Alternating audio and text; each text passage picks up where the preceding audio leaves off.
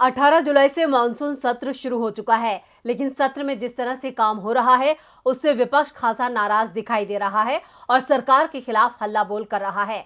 बीते दिनों तो निलंबित सांसदों ने करीब 50 घंटे तक संसद परिसर में ही धरना दिया था, जिसके बाद बीजेपी ने निलंबित सांसदों को घेरने की कोशिश की थी, जिस पर टीएमसी सांसद ने पलटवार किया है।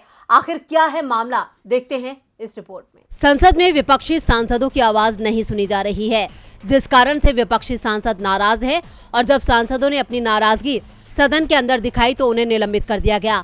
निलंबित सांसदों ने 50 घंटे तक संसद परिसर में ही धरना दिया था, जिसके बाद खुद को घिरता देख बीजेपी ने विपक्षी सांसदों को घेरने की कोशिश की और उनके खाने पीने की तस्वीरें वायरल करते हुए गंभीर आरोप लगाए, जिसके बाद टीएमसी सांसद महुआ मोइत्रा का गुस्सा सरकार और बीजेपी पर फूट पड़ा और उन्होंने बीजेपी पर बरसते हुए ट्वीट किया।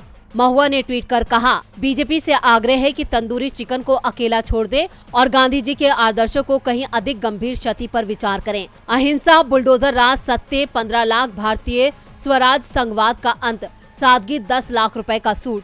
तृणमूल कांग्रेस सांसद ने अपने ट्वीट में पीएम के कपड़ों तक पर तंज कस दिया, साथ ही बुलडोजर कार्रवाई पर भी सरकार को आड़े हाथों ले लिया।